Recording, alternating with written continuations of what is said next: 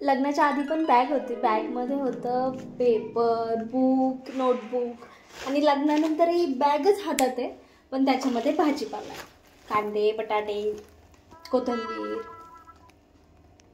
आपलं आयुष्य कधी नाही बदलणार. नमस्कार मंडळी, कसे आज सगळे? आय होप सगळे मजेत असाल. मीही खूप छान आहे, मजेत आहे. तर बऱ्याच दिवसानंतर आपण गप्पा मारतोय. मी बरेच दिवस असं व्हॉइस ओव्हर केलं नव्हतं, सो आज म्हटलं आज करावं काहीतरी नवीन. Let's go. तर चला आपण आज गप्पा मारता मारता स्वयंपाक पण बनवूयात. आज छान दिवस आहे, स्पेशल दिवस आहे, कारण आज पाहुणे येणार आहे आणि कोणी घरी आपल्या पाहुणे येणार म्हटल्यावरती आपली ठरलेली भाजी असते. माझी तरी ॲटलिस्ट ठरलेली भाजी असते की जर व्हेज असेल तर पनीर टिक्का मसाला वगैरे, रोटी वगैरे बनवते आणि जर नॉन व्हेजिटेरियन असेल तर मटन चिकन काही असेल तर.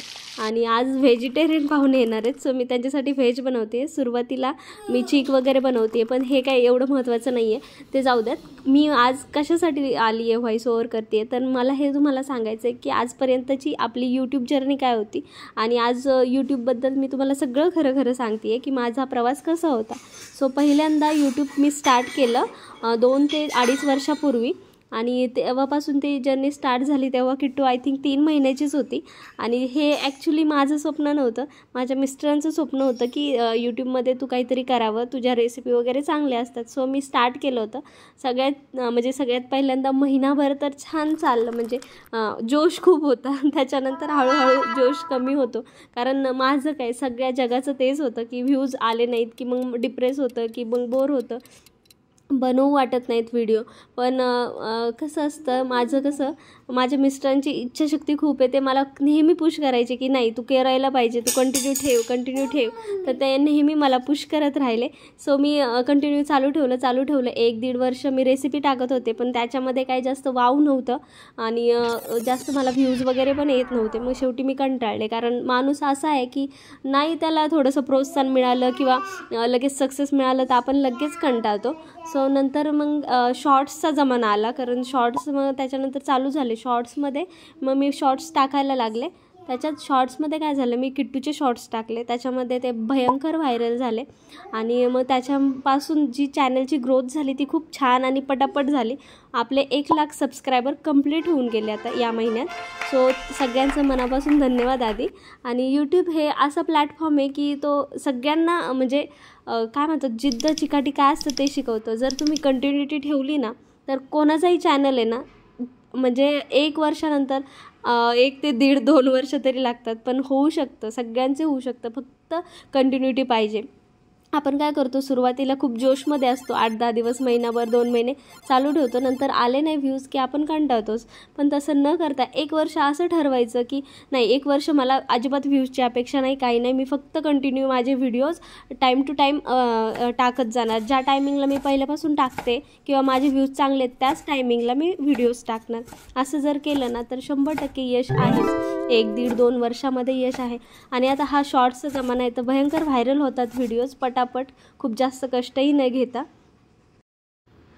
तर आता आय थिंक 4 ते 5 महिने झालेत की यूट्यूबचं माझं मॉनिटाईज झालं आहे. म्हणजे त्याची ही प्रोसेस बरीच लांब आहे बरं का, कारण त्याच्यामध्ये पिन वगैरे येतो, गुगल ॲडसेन्स अकाउंट असतं, आपले ॲड्रेस वगैरे व्यवस्थित असायला हवेत, पण त्याची इन्फॉर्मेशन बाकी व्हिडिओजमध्ये काही खूप छान छान दिलेली आहे. तर यूट्यूबमध्ये कसं आहे की आपल्याला वाटतं की आपण काहीतरी बनवू शकतो. 100% सगळ्यामध्ये काही ना काही क्वालिटी असते की काहीतरी स्पेशल असतं की ते आपण यूट्यूबमध्ये दाखवू शकतो. तर ते आपण ठरवायला पाहिजे, म्हणजे आपल्याला कळलं पाहिजे की आपल्याकडं काय असं नॉलेज आहे की आपण इतरांशी शेअर करू शकतो बाबा, आणि मग त्याच्यानुसार आपण यूट्यूबचं प्लॅटफॉर्म म्हणजे ठरवायला पाहिजे. मी तर म्हणते घरातल्या प्रत्येक लेडीजसाठी हा यूजफुल आहे. आणि घर बसून आपलं लेकरं सांभाळून, कामं सांभाळून, सगळं करून आपल्याला हे यूट्यूब छान म्हणजे ग्रोथ पण देतं, सक्सेस पण देतं आणि 4 माणसामध्ये आपलं नावही येतं. सो मी यूट्यूबचे खूप खूप धन्यवाद करते की यार त्यांच्यामुळे आपल्याला हे दिवस बघायला मिळालेत. कारण लहानपणी कसं व्हायचं की लहानपणापासून म्हणजे नेहमी आपण टी व्ही वगैरे पाहायचो, तर असं वाटायचं की हे आपल्यासाठी नाहीच आहे, आपण टी व्हीमध्ये कधी येऊच शकत नाही, आपलं फक्त काम, घर भलं आणि एखादी नोकरी वगैरे. असं कधी इमॅजिनच केलं नाही की आपण पण टी व्हीवर येऊ शकतो, आपलंही असं काही प्रोग्रेस होऊ शकते किंवा सक्सेस मिळू शकतं, आपणही टी व्हीवर मोबाईलवर लोकांना दिसू शकतं. पण हे यूट्यूबने खरंच शक्य केलं आहे आणि त्यातले त्यात लेडीज खूप खूप पुढे आहेत यूट्यूबमध्ये आणि त्यांच्याकडे छान प्लॅटफॉर्म आहे आणि खूप प्रत्येक लेडीजमध्ये ना काही कला असते. एखादी कुकिंगमध्ये, एखादी पार्लरमध्ये, एखादी घर स्वच्छ कसं ठेवायचं, एखाद्या खूप खूप टॅक्ट्स असतात लेडीजमध्ये, त्या सगळ्या दाखवतात आणि खूप छान आता यूट्यूब चालवतात सगळ्या लेडीज पण. सो मी सगळ्यांना बेस्ट ऑफ लक करते. ज्यांचे नवीन चॅनल आहेत किंवा सुरू झालेले आहेत त्यांनी फक्त कंटिन्युटी ठेवा, तुम्हाला नक्कीच यश मिळेल. तर हे झालं आता तुमच्याबद्दल. आता मी माझ्याबद्दल सांगते. माझं यूट्यूबचं 2 वर्ष झालं, त्यांच्यानंतर चांगलं आता व्ह्यूज पण येत आहेत आणि मॉनिटाईजही झालं आहे. सो मी किट्टूचे आणि माझे शॉर्ट्स टाकत असते, त्याला तुम्ही छान प्रतिसाद देता.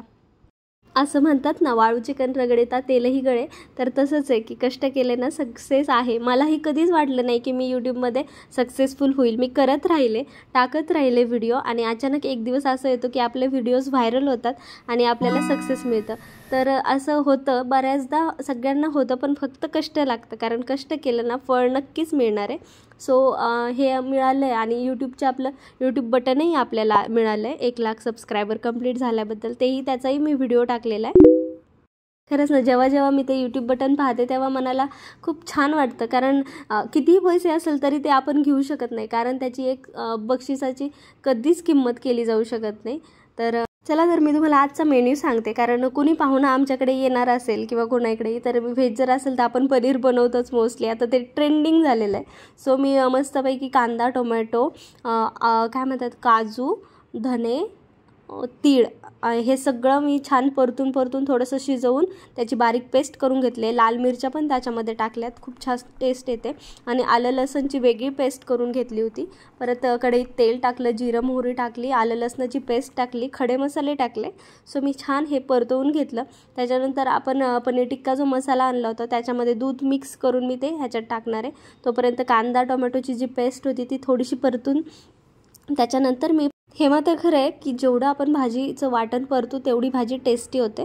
आता काय केलं, पनीर टिक्का मसाल्यामध्ये खूप भरपूर नाही, म्हणजे ते मिक्स होईल इतपत दूध टाकलं, थोडीशी कोथिंबीर टाकली आणि हे सगळं वाटण मी परत एकदा छान तेल सुटेपर्यंत परतलं.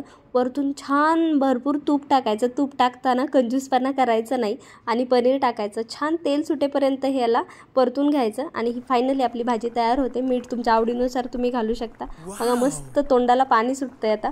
आणि इकडे मी जे चिकाचं दूध सांगितलं होतं ते बनवायला करते. सो मी हे गाळून घेतलं, त्याच्यामध्ये चिकाचं दूध घेतलं, तेवढंच म्हशीचं दूध घेतलं होतं. जेवढं चिकाचं दूध असेल तेवढंच म्हशीचं दूध घेतलं, कारण घट्ट चिक होता हा. त्याच्यामध्ये गूळ टाकला, वेलची पूड टाकली आणि ते शिजायला लावून दिलं. इकडे पाहुणे आले, त्यांना मी चहा वगैरे दिला. सो पाहुणे म्हणजे माझी मम्मी आणि भाऊच येणार होते. सो मी सगळ्यांना चहा वगैरे केला. किट्टूला काय मज्जाच झाली, मामा आजी येणार म्हटल्यावरती तिची सगळी हाऊस मौज सगळं पूर्ण करणारे लोक आली आहेत. सो ती त्यांना चिपकूनच होती की त्या किंडर जॉय आण, चॉकलेट आण, कुरकुरे आण, ते त्यांचं चालूच होतं. तर इकडे मी रोट्या करून घेते आणि गरम गरम त्यांना वाढणार आहे. पहिलं भैयाला यांना बसवते. सो रोट्या करताना हे नॉनस्टिकचं पॅन होतं, त्याच्यावरती ते चिपकतच नव्हतं, ते खाली पडत होतं बदाबद. सो मी असंच पलटी करून भाजून घेतल्या. कसंही करा तुम्ही, छानच होतं, कारण आपण याच्यामध्ये दही वगैरे टाकतो, छान होतात रोट्या. हे मस्त आपला मेन्यू तयार झालेला आहे. सो किट्टूला म्हटलं जेव, तर तिच्या तोंडावर लगेच 12 वाजता जेवण आणलं की अजिबात खात नाही. आणि हे आहे उत्सव मूर्ती, म्हणजे सगळ्यात मोठा धमाका की हे आहे माझ्या स्वतःच्या यूट्यूबच्या पेमेंटमधून मी केलेली खरेदी. हाच तो क्षण, मी याच्यासाठी किती वाट बघत होते. मी स्वतःसाठी माझं मंगळसूत्र घेतलं आहे, तेही माझ्या पैशात. हे तुम्हाला सांगतानाच एवढं प्राऊड फिलिंग येतं आहे की विचारूच नका. अगदी नाजूक डिझाईन बनवली आहे आणि मला असंच हवं होतं, थोडंसं डायमंडमध्ये आणि एकदम नाजूक. आत्ता सध्या हा ट्रेंड चालू आहे. सो तुम्हाला आवडलं का नाही ते नक्कीच सांगा. हे पाहून इतकं मला हसू येत होतं की तुम्ही म्हणताल यार किती ब्लश करते, पण खरंच सांगते, मनापासून सांगते, मला खूप माझ्यासाठी स्वतःसाठी प्राऊड वाटतं आणि याच्यासाठी मी माझ्या मिस्टरांना खूप थँक्यू बोलते की त्यांनी मला खूप सपोर्ट केला, त्यामुळे मी आज इथे आहे. So thank you Noroba. आणि मी हे आता घालून पाहते.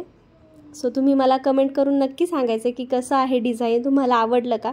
तर हे फायनली माझ्या गळ्यात मी घातलं आहे, तर मला खूप छान वाटतं आहे. तर यूट्यूबचं पेमेंटमध्ये मी हे घेतलेलं आहे. सो खरंच यूट्यूबमधून पेमेंट होतं, कमाई होते आणि काहीही करू शकतं. एकदम छोट्यातली छोटी जरी वस्तू असेल ना, पण ती स्वतःच्या कष्टाची असू ना, ती लाख मोलाची असते. बोलणाऱ्यांना बोलू द्या, नावं ठेवणाऱ्यांना ठेवू द्या, पण यश जर तुमच्या हातात आलं ना, सगळे तुमच्याच मागे पुढे करतील. पण आपल्याला त्याची अपेक्षा नाही, पण आपण आपलं कष्ट करा ना, आपण आपल्या पायावर उभं राहिलं हे खूप गरजेचं आहे. तर आजचा व्हिडिओ मी इथेच थांबवते. धन्यवाद. Bye bye. थँक्यू.